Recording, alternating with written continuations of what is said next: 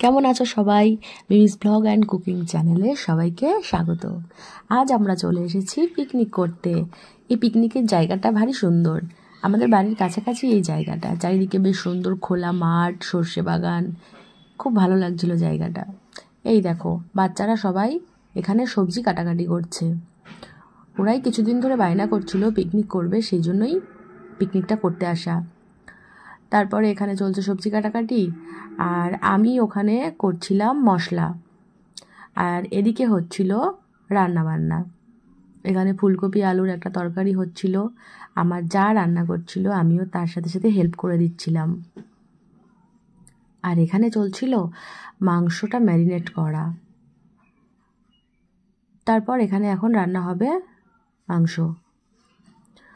তারপরে রান্নার মাঝে মাঝে মুড়ি চানাচুর মাখা সবাই মিলে একটু খাওয়া দাওয়া হলো।